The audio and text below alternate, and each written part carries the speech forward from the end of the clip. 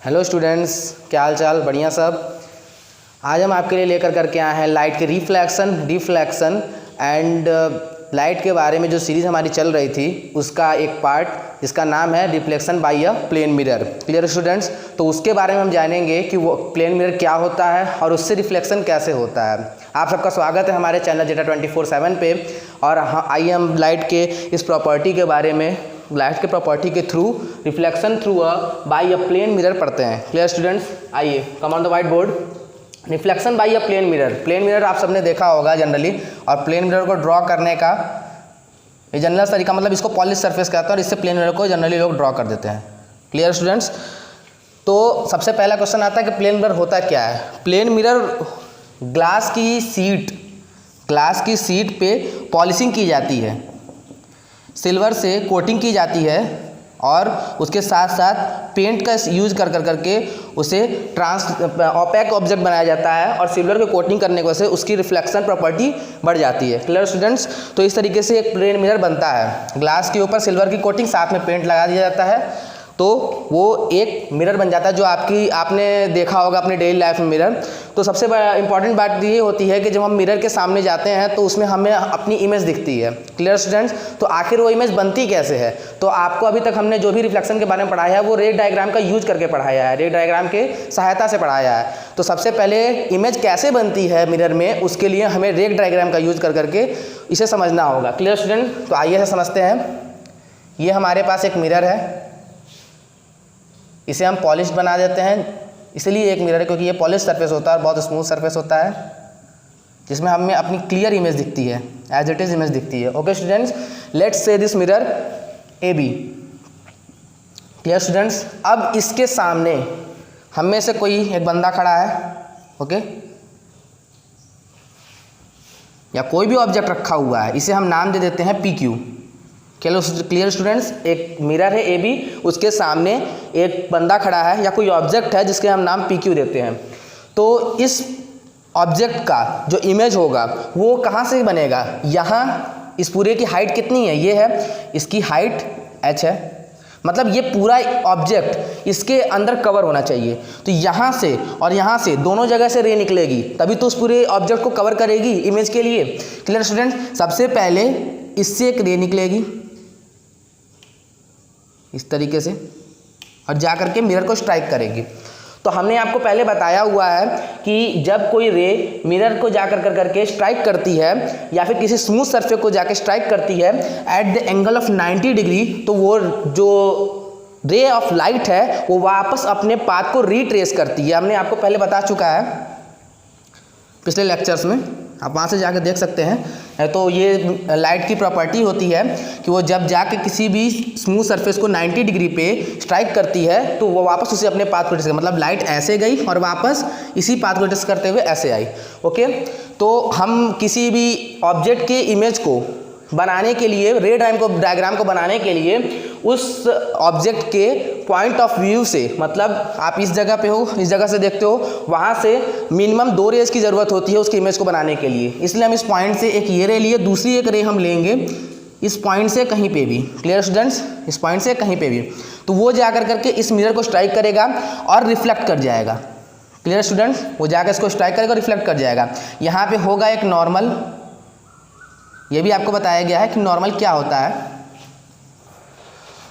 यहाँ पे होगा एंगल ऑफ इंसिडेंस, यहाँ होगा angle of reflection. Clear students?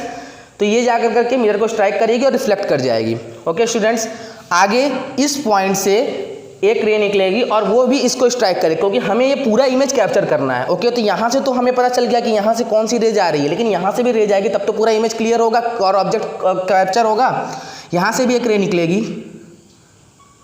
और सॉरी, मिरर छोटा पड़ गया हमारा, कोई प्रॉब्लम है, इसे एक्सटेंड कर लेते हैं थोड़ा।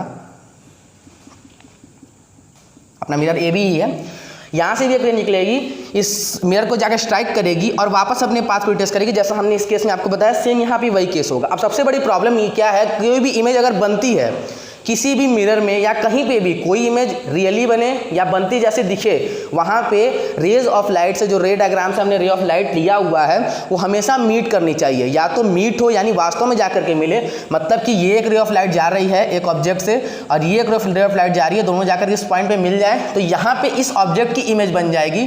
क्लियर?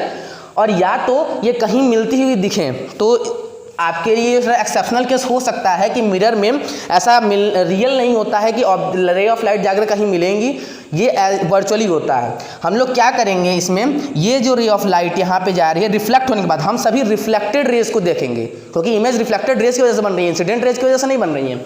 हम सभी रिफ्लेक्टेड रेज को देखेंगे, एक ये रिफ्लेक्टेड रे है, एक ये रिफ्लेक्टेड रे है और एक ये रिफ्लेक्टेड रे है। ठीक है, तो इन सभी रेज को हम मिरर की जिस साइड इमेज बननी है, ये बहुत आश्चर्य की बात है कि मिरर में जो इमेज बनती है वो सामने नहीं बनती है, वर्चुअली बनती है। Clear students? इसलिए हमें मिरर के पीछे जाना होगा, इस लाइंस को मिरर के पीछे ऐसे एक्सटेंड करना होगा कि वो जाकर के कहीं पे मीट करें। तो ध्यान से देखिएगा फ्रेंड्स, स्टूडेंट्स, यहाँ पे हम इसे इस तरीके से एक्सटेंड करेंगे। क्लियर? यहाँ पे हम इस तरीके से एक्सटेंड करेंगे और ये जो रे है रिफ्लेक्टेड है इसे भी एक्सटेंड करेंगे, यहाँ ये जो रे है इसे भी एक्सटेंड करेंगे पीछे की तरफ। क्लियर?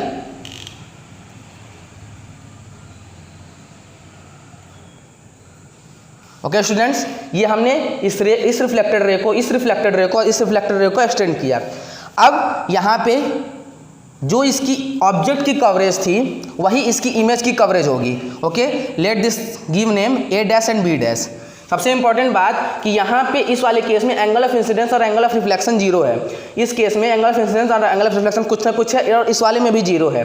तो यहाँ पे जितना एंगल ऑफ इंसिडेंस होगा और यहाँ जितना एंगल ऑफ रिफ्लेक्शन होगा वो कहीं ना कहीं आपको और दिखाई देगा। जैसे कि यहाँ पे ये वाला एक एंगल बनेगा।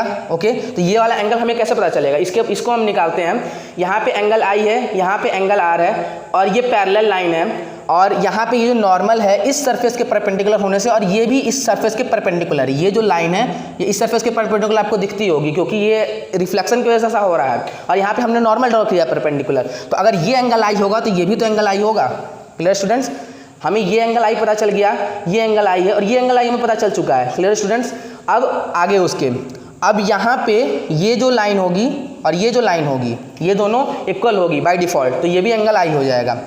ओके स्टूडेंट्स, मतलब एंगल ऑफ इंसिडेंस और एंगल ऑफ रिफ्लेक्शन बार बार अपनी वैल्यूज को कहीं ना कहीं रिप्रेजेंट करेंगे। क्लियर? हमें देखना ये है कि सबसे इंपॉर्टेंट बात कि जितनी बड़ी इमेज ऑब्जेक्ट यहाँ थी उतना ही बड़ा इमेज यहाँ बनेगा और जितनी ये डिस्टेंस यहाँ दूर है बाय डिफॉल्ट इसमें आपको दूर बराबर दिख नहीं रही होगी, लेकिन ओरिजिनली यहाँ पे जितना डिस्टेंस होगा, मान लो 2 मीटर है तो इमेज भी 2 मीटर दूर ही बनेगी मिरर से पीछे। Clear students? तो इसके बारे में हमें फ्यूचर्स पढ़ना है कि आखिर जो इमेज बनी वो कैसी बनी, बड़ी बनी कि छोटी बनी, सेम साइज की बनी, इसकी इमेज रियल है वर्चुअल है, इस सब के बारे में हम आगे फर्दर स्टडी करेंगे। ओके स्टूडेंट्स, तो आइए देखते हैं कि ये जो इमेज बनी है इसका नेचर कैसा है। तो आइए स्टूडेंट्स देखते हैं कि the image formed by a plane mirror. Okay, तो इसके बारे में जानने के लिए अभी जो मैंने आपको रे डायग्राम बताया हुआ था वो दोबारा मैं बना देता हूँ। तो होता क्या है, बेस है, यहाँ पे एक प्लेन मिरर है। Clear students? ये प्लेन मिरर के बारे में और इससे बने हुए रे डायग्राम के बारे में मैंने आपको पहले बताया हुआ है। क्लियर? अब यहाँ पे एक ऑब्जेक्ट को बनाते हैं जो कि मैंने बनाया हुआ था और यहाँ पे एक और इमेज बनेगी। एक तो ऑब्जेक्ट बना और एक इमेज बनी। Clear students? दोनों की डिस्टेंस है कुछ, यहाँ से यहाँ तक की कुछ डिस्टेंस और यहाँ से यहाँ तक की कुछ डिस्टेंस है। क्लियर? उसके बाद इसकी कुछ हाइट है h, इसकी कुछ हाइट है h डैश। क्लियर? इसकी हाइट क्या है h, यानी ऑब्जेक्ट की हाइट हमने h मानी है और इमेज की हाइट h डैश मानी है। यहाँ एक बेस है, इन दोनों के बीच कुछ डिस्टेंस है जो अभी आगे मैं आपको उसके बारे में बताऊंगा। यहाँ एक मिरर है और इसका जो रे डायग्राम है वो मैंने पहले आपको वीडियो में बताया हुआ है, तो वीडियो को बैक कर करके वहाँ से इसे देख लीजिए रे डायग्राम को। अभी हमको इमेज, ऑब्जेक्ट, इमेज और प्लेन मिरर से मतलब है। ठीक है, तो आइए देखते हैं कि इमेज कैसी बनती है। सबसे पहले image is virtual and erect. Image is virtual and erect. Virtual का मतलब क्या होता है कि हम किसी इमेज को स्क्रीन पे नहीं ले सकते हैं, बिना स्क्रीन पे लिए वो हमें दिखेगी। ओके, मतलब कि वो रियल में एग्जिस्ट नहीं करती है। रे ऑफ लाइट्स ऐसे जगह पे जाके मिल रही हैं जो रियल में एग्जिस्ट नहीं कर रही है, वो वर्चुअली मीट करेंगी। ओके, तो वर्चुअल का मतलब हो गया हम इसे स्क्रीन पे, इमेज को स्क्रीन पे लग के नहीं देख सकते हैं। इरेक्ट का मतलब क्या होता है कि अगर मेरा ऑब्जेक्ट इस तरीके से है, मतलब इसका पैर नीचे सर ऊपर, मतलब कि नीचे का बॉडी जो पार्ट है वो नीचे है और ऊपर का जो कैप है वो ऊपर है, तो जब इसकी इमेज बनेगी तो ऐसा नहीं है कि वो हमें ऐसे दिखेगी, वो हमें इसी तरीके से दिखेगी, मतलब कि कैप नीचे नहीं होगा, कैप ऊपर की तरफ ही रहेगा, मतलब इमेज कुल मिलाकर सीधी बनेगी। ओके, तो इरेक्ट का मतलब क्या हो गया कि इमेज सीधी बनेगी, वर्चुअल एंड इरेक्ट इमेज बनेगी। Clear students? It is of same size of as of object, मतलब कि जितना इमेज ऑब्जेक्ट का साइज होगा उतना ही इमेज का साइज होगा। मतलब अगर इसकी हाइट 5 फुट है तो इसकी भी हाइट 5 फुट ही होगी, इसकी हाइट 2 मीटर है तो इसकी हाइट 2 मीटर ही होगी, कुछ भी डिफरेंस नहीं आएगा। Clear students? आगे देखिए, the distance between object comma mirror, मतलब कि ये हमारा ऑब्जेक्ट है O, ठीक है, ऑब्जेक्ट की और मिरर के बीच की दूरी जिसे हमने U से डिनोट किया, आइए अब इसे आप भी U से डिनोट करिए। Clear students? जो हमने इसे U से डिनोट किया। अब आगे मिरर कॉमा इमेज, मतलब मिरर और इमेज के बीच की दूरी को हमने V से डिनोट किया है। Clear students? तो इन दोनों के बीच की दूरी यानी U और V, इसके बीच की दूरी, ऑब्जेक्ट मिरर के बीच की दूरी और मिरर और इमेज के बीच की दूरी क्या होगी? V होगी। ये दोनों दूरियां यानी डिस्टेंसेस बराबर होंगी, यानी U is equal to V। Clear students? आगे देखिए, the image is laterally inverted, ये एक इंपॉर्टेंट पॉइंट है, कहीं के बच्चे इसमें कंफ्यूज हो जाते हैं। लेटरली इन्वर्टेड का मतलब ये होता है आपके सामने मिरर है, मैं ऐसे खड़ा हूं, जब मैं अपने लेफ्ट हैंड को उठाऊंगा तो मिरर में जो हमारी इमेज दिखेगी उसका वो राइट हैंड हमें दिखेगा। Clear students? ऐसा क्यों होता है उसको स्किप करिए, वो आपको आगे फर्दर स्टडीज़ में क्लास 11 में और आगे बताया जाएगा। फिलहाल वो इमेज लेटरली इन्वर्टेड होती है, मतलब कि जो साइड आप दिखा रहे हो वो साइड नहीं दिखेगी आपको। Clear students? और उसके आगे ये जो हमारे पास आपको इमेज दिख रही है यहाँ पे मिरर की, ऑब्जेक्ट की, इमेज की, इसमें सबसे इंपॉर्टेंट क्या होता है, जब कॉम्पिटिटिव एग्जाम में बच्चों से पूछा जाता है तो वहाँ पे ये डायरेक्ट बोल दिया जाता है कि distance between object and image. जब बच्चों से ऐसा बोला जाता है तो या तो U समझ लेते हैं और या तो V समझ लेते हैं, पर ऐसा नहीं है। Distance between object and image is U और उसके साथ साथ V, मतलब U प्लस V, मतलब distance between object and image का मतलब U या V नहीं होता है, U प्लस V होता है। मतलब दोनों डिस्टेंसेस को जोड़ करके जो डिस्टेंस आती है वो डिस्टेंस होती है ऑब्जेक्ट और इमेज के बीच में।